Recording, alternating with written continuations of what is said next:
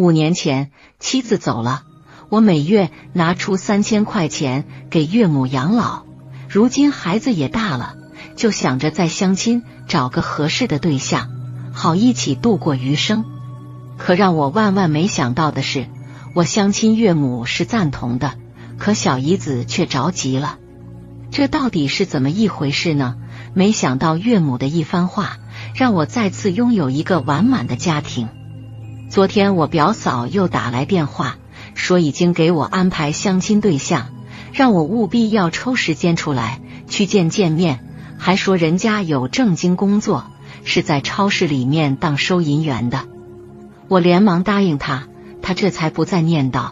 我挂断电话，看着手机，长舒一口气，心想真的是自作自受啊。我要相亲这件事情说起来其实也挺无奈的，事情的起因得从上个月姨妈生日说起。上个月我姨妈生日，表哥邀请了我们亲戚一起聚，因为我长期都在县城里生活，农村老家这边的亲戚走动的比较少，大家伙都好久没见面了，这一次都聚在一起了，自然都在寒暄，互道这几年讨生活的辛酸与不易。其中就有一个亲戚突然把话题转向了我，他笑着问我道：“大侄子，你这还是单身一个人啊？”大家伙听到这个人的话都看向了我，我有些尴尬，一时间不知道说些什么，只能笑了笑说道：“是啊，还是单身一人，谁会看得上我这个带着一个儿子的老男人啊？”没成想正是因为这句话，给我后面带来了不少麻烦和烦心事情。但是事情总是有两面性，没想到最后我却再次收获了一个完美家庭。参加完姨妈生日的第2天，我和平时一样蹲守在店里。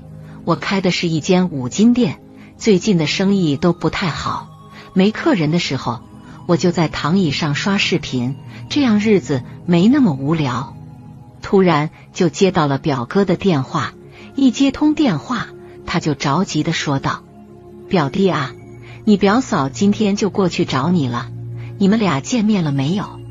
听到表哥这一说，我整个人都有一些懵了。表嫂平时我们根本没有什么交集，她怎么就来找我啊？于是带着疑惑，连忙问表哥道：“表哥，你说表嫂找我，这有事情你跟我说不就好了？她来找我是有什么重要的事情吗？”表哥那头听完说完，他哈哈笑了几声，说道：“你表嫂给你物色媳妇呢，你这也一大把年纪了，该再找一个了。听哥的，这一个家里不能没有女人啊。”我一听是因为这个，我顿时就起身，电话里就想着要拒绝他们，可没想到这会儿店外来人了。我匆忙跟表哥说了句：“这个看情况，以后再说吧。”挂完电话，我向店外走去。生意不好做，每个客户都要服务好，结果让我意外的是，来人并不是要买东西的，也不是别人，而是表嫂。表嫂此时正在四下打量我这个门店，见到我后笑嘻嘻地说：“哎呀，表弟啊，没想到你这个门店开得还可以啊。”因为刚刚表哥有给我电话，我知道表嫂来我这的目的，心里有些不悦，可还是不能表现出来，于是忙着迎表嫂进店里。我笑着对表嫂说：“表嫂，哪里啊，就是个小生意，混口饭吃呗，先进来喝茶先。”表嫂听完我的话，她却没有动作，只是点点头，一脸神秘兮兮地说：“等会还有一个人，应该快到了。”我一脸迷惑，不懂这表嫂这是哪一出，于是问道：“表嫂，你这是等谁呢？表哥不是在老家吗？”表嫂听到我提前表哥，一脸嫌弃地说道：“哎呦，谁等他啊？我这是给你介绍对象呢。”我这一听，心里顿时紧张起来，没想到表嫂这么速度，于是赶忙对她说道：“别啊，表嫂，我这么多年来，一把年纪了，也不去想这些了。表嫂听到我不乐意相亲，她恨铁不成钢的样子，一把将我拉到一旁，小声说：你可别这样说，我今天给你找这个肯定不错，人家比你年轻好几岁，虽然带个女儿，但也是个合适过日子的女人。我还想反驳表嫂，可表嫂却接起了电话。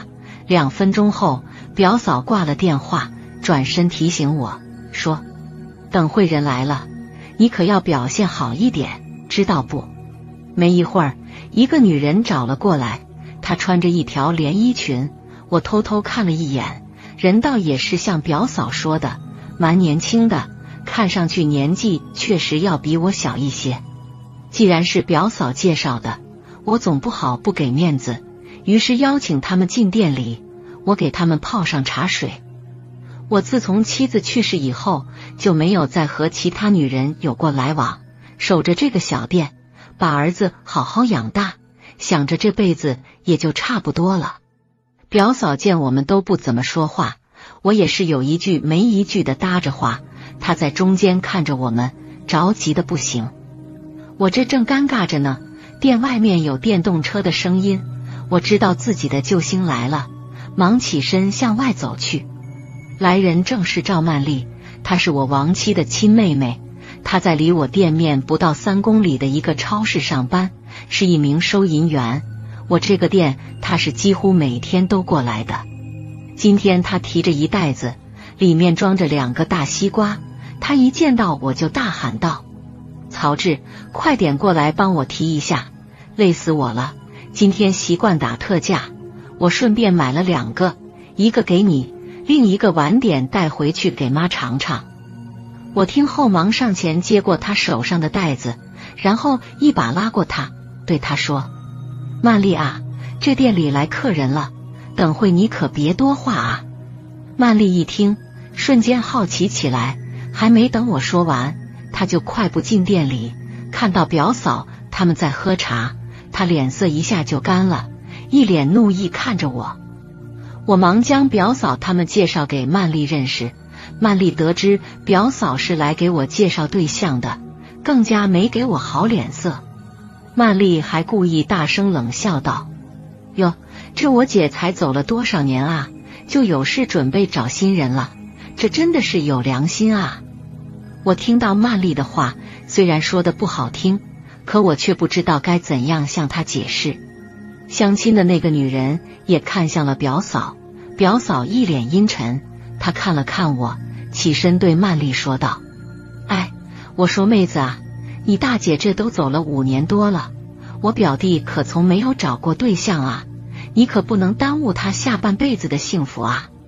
曼丽平时性格就是毕竟直接，胆子也大，面对表嫂的质问，她是一点都不带怕的。她回表嫂说道：要你管啊，反正他就不能找其他女人。表嫂可能也是第一次见到像曼丽这样胆大泼辣的，她看着曼丽一脸理所当然的样子，气得都不知道该说什么了。我担心再这样下去，搞不好双方会发生冲突，我连忙对表嫂说：表嫂，你看这，哎，真的不好意思了，我就不留你吃饭了。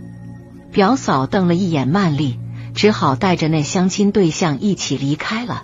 她临走前还特意交代我说下次找机会再来。我这满脸尴尬，没敢答应，只是点点头。等表嫂他们离开后，我回到店里，就看到曼丽坐在凳子上一言不发。我为了缓解这尴尬的气氛，忙笑着说道：曼丽啊，好在你来了，不然我今天可真的不好脱身啊。曼丽她听我说后，冷冷地看着我，皮笑肉不笑地说道：不是吧，我看到那相亲对象肤白貌美啊，你难道没有看上人家啊？曼丽这一说，我心里更是着急了，忙解释道：哪里啊，我都没有这种想法，我只想好好守着这店就好了，没想过再结婚。曼丽听到我的解释后，她脸色这才稍微缓了缓，再次质问我，说道：真的吗？你可别忘了，我大姐多不容易啊，这才走了几年啊，你可不能这么无情啊。听到曼丽再次提起已故的妻子，我心里顿时一沉，轻叹一声，脸色凝重，对她说道：你放心吧，我永远忘不了她。或许是看到我情绪突然变得沉重，曼丽也不再说什么，而是自顾自地开了个西瓜，切来几片递给我，说道：吃西瓜吧，这西瓜可甜了。我本来没有胃口，可看到曼丽一脸诚恳，我也不再说什么，接过西瓜吃了起来。曼丽西瓜都还没吃呢，又起身找出拖把，把店里的地拖得干干净净。我看到她忙上忙下的样子，心里也是一阵感动，忙对她说：曼丽，快别擦了，你来吃西瓜吧，这拖不拖地没有什么影响了，反正也没有客人。曼丽却没有停下手中的活，边拖地边说：这话可不能这么说啊，门店赶紧了，客人进来也觉得舒服一点，这样机会不也大一点吗？下午的时候，我见确实没有生意，就关门和曼丽一起回家。我每周都会回去娘家1、2次，看看岳母，顺便吃个饭什么的。我父母走得早，自从结婚后，岳母事事都帮着我们这个小家庭，我也将岳母当成了亲生母亲一般对待。岳父走得早，岳母独自一人抚养2个女儿成大，这本来就很不容易了，再加上妻子没了，岳母经历早年丧夫，老年丧女，白发人送黑发人，真的悲痛欲绝。妻子曼玲离世前，她嘱托我说，她离开后，我可以去找合适的女人组建新家庭，只是如果可以，也请我顺便照看一下岳母。当时我向妻子发誓，这辈子绝对不再找其他女人结婚了，岳母我也会孝顺她，给她养老送终。转眼间，妻子也已经离开了5年了。这5年来，哪怕我再困难，每个月我都会坚持拿出3000块钱给到岳母养老。平日里，家里的有重活和体力活什么的，我都会主动接手，岳母也拿我当自家儿子似的，家里有什么事情都会和我商量。到娘家时，发现岳母不在家，小姨子曼丽给岳母打电话，原来岳母在村里的水井挑水，我得知后立马跑了过去。我到水井旁时，岳母正准备挑水呢，我看着满满的2大桶水，忙上前接过扁担，对岳母说：妈，这水多重啊，我来挑，你跟着回家就好了。岳母见到我来后也没说什么，把扁担交给我，说道：哎呀，你这来了，店里不用忙啊。我知道岳母是担心我耽误生意，于是笑着对她说道：妈，这最近没啥生意，曼丽说要回来吃饭，所以我就跟着一起来了。虽然村里家家户户都通自来水，可这水井的水喝起来甘甜，村里还是蛮多人去打的。可岳母平时腰就不好，我们都不让她去挑水。我有些责怪的口吻问岳母道：妈，你腰本来就不好，可不能再挑水了，咱们喝自来水也是一样的。岳母听完我的话，点点头，说道：好，好，听你们的。回到家后，曼丽跟着上前帮我提水桶，说道：家里的水龙头坏了，打不开，等会你去看看吧，我来做饭了。我这才知道，原来是家里水龙头坏了，岳母是怕麻烦我，不好给我打电话回来修理。我心里顿时五味杂陈，这家里没个男人真的不行。修好龙头，看着岳母和曼丽在厨房忙活，我脑海突然浮现起妻子生前的场景，眼眶不自觉湿润起来。妻子曼玲也是一个很孝顺的女儿，她经常回家娘家帮着家里干活，煮饭什么的都是她抢着干。岳母总是乐呵呵地说，大女儿就是勤快。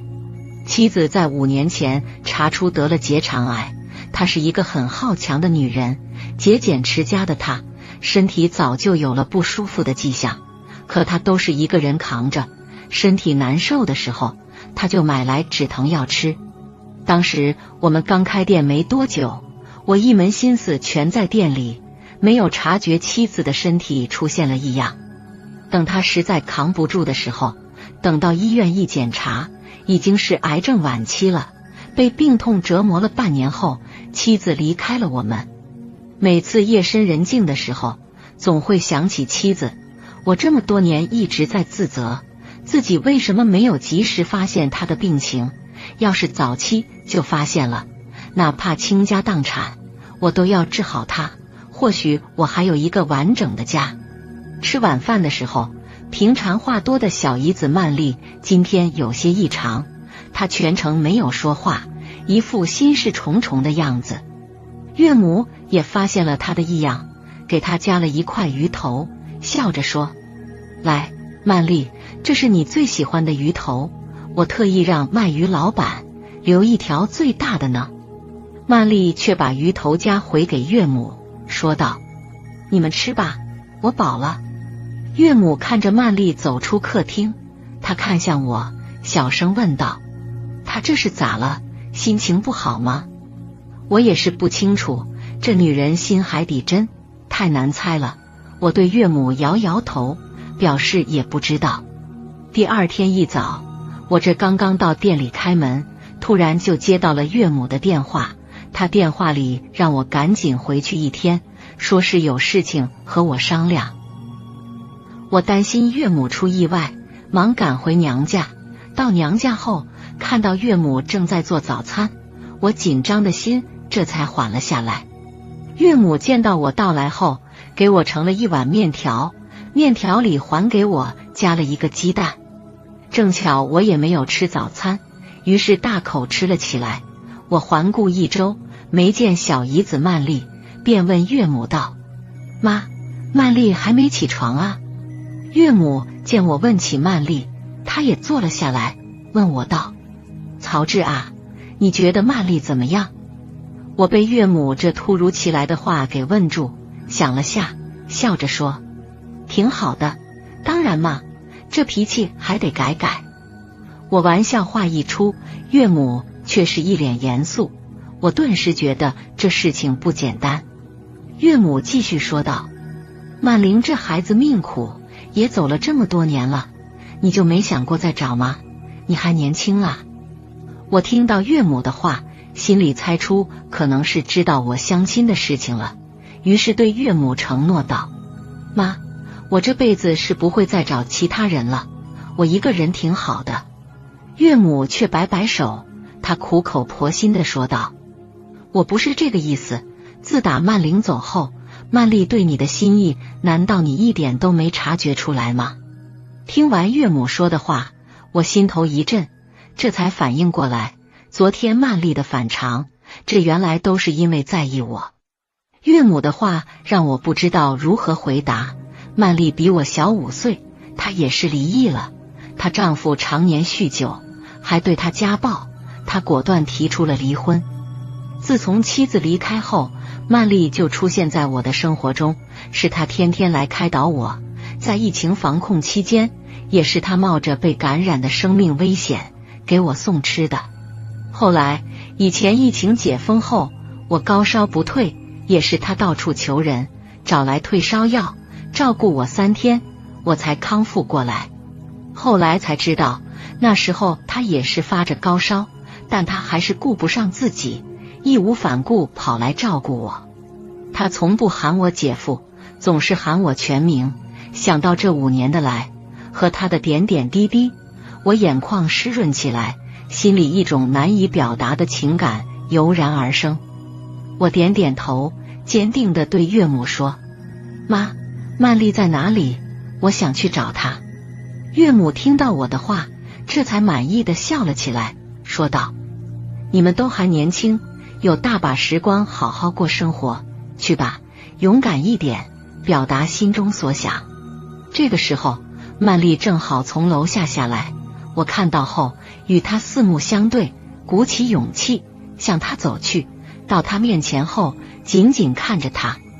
曼丽见我看着他，却可又不说话，没好气地问我道：“咋的？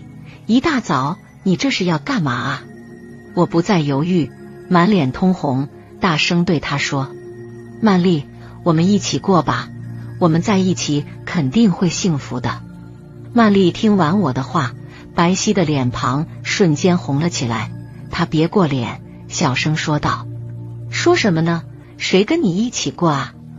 我看着平时泼辣起来无所畏惧的曼丽，原来还会害羞，于是笑着握起她的手，严肃地说道：“我是认真的，这么多年，你的好我一直看在眼里，我心里的感情也埋藏在心里，我也一直在意你。”曼丽低头轻轻点头，我顺势将她拥入怀中，她挣扎了一下，小声说道：“你干嘛啊？